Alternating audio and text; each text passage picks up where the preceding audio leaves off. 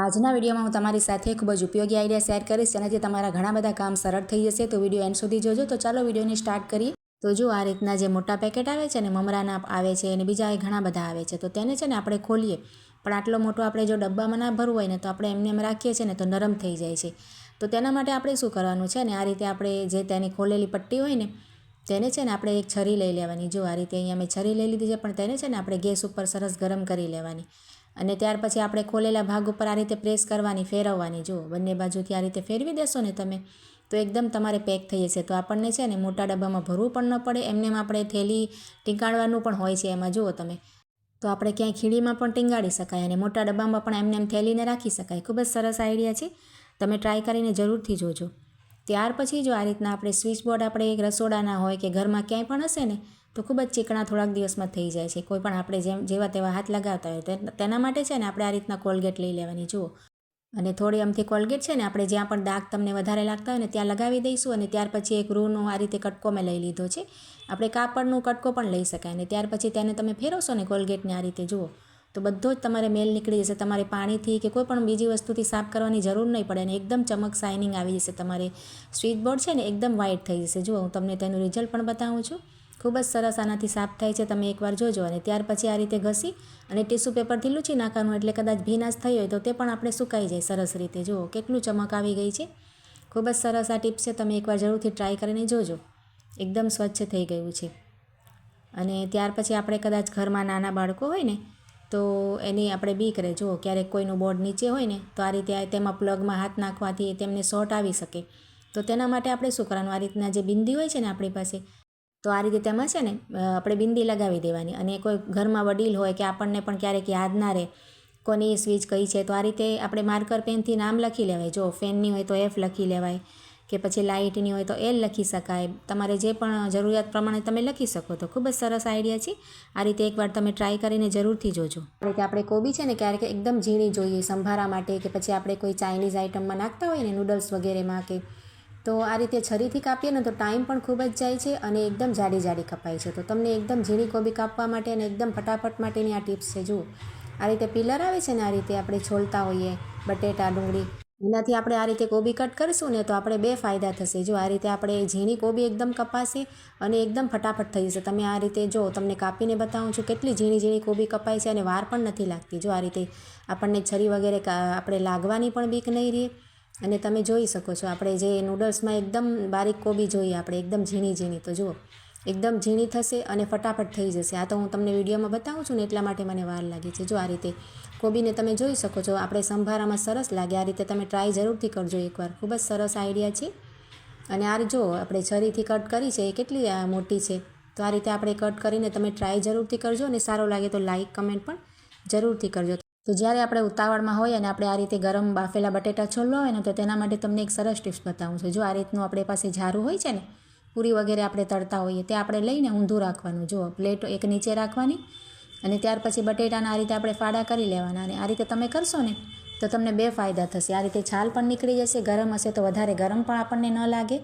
અને નીચે આપણે છે ને ભૂક્કો પણ થઈ જશે. ઝારામાં આપણે જે જાળી હોય ને તેના મદદથી આપણને બે ફાયદા થાય છે. જુઓ, નીચે મારે ભૂક્કો પણ થઈ ગયો છે અને છાલ પણ આપણે નીકળી ગઈ છે. અને એક જ 2 જ મિનિટમાં આપણું કામ થઈ જશે. ખૂબ જ સરસ આઈડિયા છે, એકવાર જરૂરથી ટ્રાય કરજો. અને સારી લાગી હોય તો લાઇક કરજો. ત્યાર પછી જો આ રીતના આપણે શર્ટ હોય ને ઇસ્ત્રી કરવાના, તેને તમને ઘડી કરવાની ખૂબ જ સરસ ટિપ્સ બતાવું છું. એકદમ ફટાફટ થશે અને એકદમ નાની સરસ ઘડી થશે, તમને ખૂબ જ ગમશે. જુઓ, આ રીતે આપણે સ્લીવ્સને એકબીજા ઉપર રાખી દેવાની. જુઓ, પાછળ આપણે ફેરવી નાખવાનું, આપણે કરીએ છીએ એમ ફેરવી નાખ્યું છે. અને સ્લીવ્સને આ રીતે રાખી અને ત્યાર પછી અહીંયાથી આપણે નીચેથી લેવાનું. જો એક વખત અને બીજી વખત પણ આ રીતે તેની ઉપર જ રાખવાનું. જુઓ, તમે બરાબર જોશો એટલે તમને સમજાઈ જશે.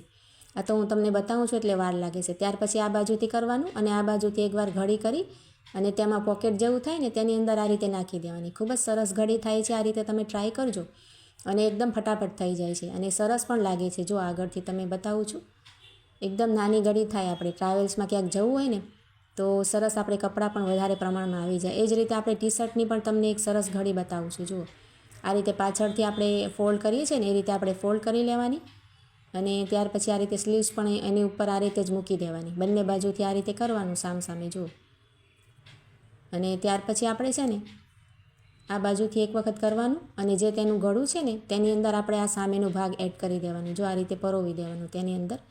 તો ટી શર્ટ આપણે ખુલે પણ નહીં અને બેગમાં ક્યાંક આપણે લઈ જવી હોય કે કબાટમાં આ રીતે રાખીએ તો પણ સરસ લાગે. કપડાં પડી જાય ને તો પણ આ ટી શર્ટ નહીં ખુલે. જુઓ એકદમ સરસ, ઓછી જગ્યામાં પણ આવી જાય અને સરસ પણ લાગશે. તો આજના આઈડિયા બધા કેવા લાગ્યા જરૂરથી કમેન્ટ કરજો અને સારા લાગ્યા તો લાઇક કરજો. આ રીતે આપણે દવાના નાના છે ને આપણે બાળકોના હોય ને બોટલ કે મોટાના, તો આપણે ક્યારેક મુસાફરીમાં લઈ જવા હોય કે આપણે રાખતા હોય ને ઘરમાં પણ તો ખૂબ જ ઢોળાતા હોય ને ઉપરથી ખરાબ થતા હોય, તેના ઢાંકણ એકદમ ઢીલા થઈ જાય. તો તેના માટે આપણે શું કરવાનું, આ રીતનું એક રબડ લઈ લેવાનું અને તેની ઉપર તેના જે હોય ને આખા તેની ઉપર આ રીતે પરોવી દેવાનું રબડ.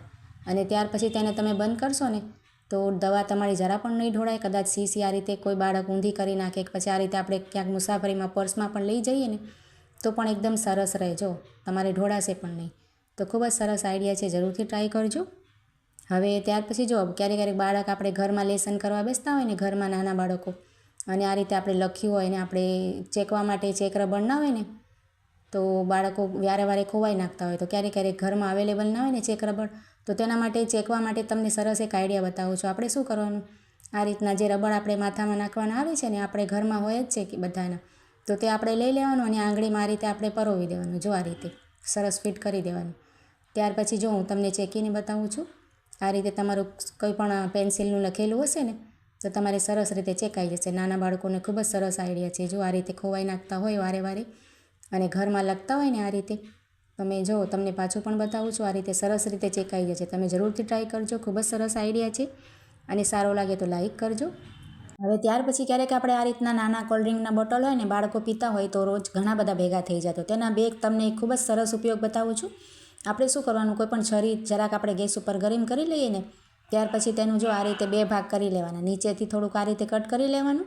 તો આપણે આ 2 ભાગનો ખૂબ જ સરસ તમને ઉપયોગ બતાવું છું. જો આ ભાગ છે ને ઉપરનો તેને આપણે આ રીતે માપ તરીકે ઉપયોગ કરી શકાય. જો આ રીતે દાળમાં કે ચોખામાં તો આપણે સ્ટીલના મોટા આપણે પવાલા હોય વાપરતા હોય, પણ આ રીતે દાળમાં પણ તમે આ રીતે રાખી દેશો ને બોટલ કટ કરેલો તો સરસ તમારે એક માપ થઈ જશે. રોજ પછી તમે આ રીતે તમારે માપ પણ રહીએ અને આ રીતે સરસ ઉપયોગી વસ્તુ છે. જો આ રીતે આપણે દાળના ડબ્બામાં મૂકી શકાય. અને ત્યાર પછી આનો તમને ઉપયોગ બતાવું છું. જો આનો તમે સરસ ઉપયોગ કરી શકો. આપણે શું થાય ક્યારેક ઘાસ જે કેરોસીન આવે છે કે પછી આપણે બીજી કોઈ પણ વસ્તુ લિક્વિડ હોય ને જે આપણે વાસણ ધોતા હોય તેનું લિક્વિડ હોય, કોઈ પણ લિક્વિડ તમારે હોય આપણે બાથરૂમ ધોવાનું, કોઈ પણ આ રીતે નાની બોટલમાં નાખવું હોય ને તો જો આ રીતે તમારે એ બોટલનો ભાગ છે ને તેને આ રીતે ઉપર રાખી દો ને તમે તો સરસ રીતે ભરી શકો. નાની બોટલમાં જો કેરોસીન પણ ભરી શકાય, બધું જ આપણે ઉપયોગમાં લઈ શકાય. તો ખૂબ જ સરસ આઈડિયા છે. તો આ રીતે આપણે વર્કવાળા જરીવાળા કે સાડી કે દુપટ્ટા હોય ને હેવી આપણે દુપટ્ટા લગ્ન પ્રસંગમાં પહેરવાના આ રીતે ડાયમંડ હોય અને જરી પણ હોય છે, તમે જોયું હશે હેવી વર્કના હોય છે. તેમાં આપણે ક્યારેક આ રીતે સેફ્ટી પિનને પિનઅપ કરવું હોય કે પરોવવી હોય ને તો શું થાય કે એમાં આપણે જે તેની નોક છે ને સેફ્ટી પિનની અંદર જ ના જાય. જો આ રીતે, તો તેના માટે તમને એક સરસ ટિપ્સ આપું છું. આ રીતે ક્યારેય પણ સેફ્ટી પિન તમારી કોઈ વસ્તુમાં ના જાય ને તો તમારે એક સાબુ લઈ લેવાનું. જો આ રીતે, અને તેમાં સેફ્ટી પિનની જે ધાર છે ને તેમાં આ રીતે આપણે ખૂંચવવાની. જો સાબુમાં તમે આ રીતે ખૂંચવશો ને તો તમારે કોઈ પણ તમારે જીન્સમાં પણ કદાચ આ રીતે સેફ્ટી પિન નાખવી હશે, કોઈ પણ જાડા કપડામાં આ રીતે તમારે સેફ્ટી પિન પરોવવી હોય અને ના જતી હોય તો તમે આ આઈડિયા યુઝ કરી શકો. જો બધી જ આ વસ્તુમાં આ રીતે તમારે સેફ્ટી પિન આ રીતે કરી અને નાખી શકો છો સહેલાઈથી. ખૂબ જ સરસ ટિપ્સ છે. ત્યાર પછી જો આ રીતના આપણી પાસે જૂના શર્ટ હોય ને આપણે બાળકો ના પહેરતા હોય ને કલર ખરાબ થઈ ગયા હોય, આપણે ઉપયોગમાં ના આવતો હોય ને તો તેને છે ને શું કરે, આ રીતના મોટા બેગ આપણી પાસે હોય છે ને ઘરમાં, તેના કવર નથી હોતા તો આપણે એમને રાખીએ તો ખૂબ જ મેલા થાય.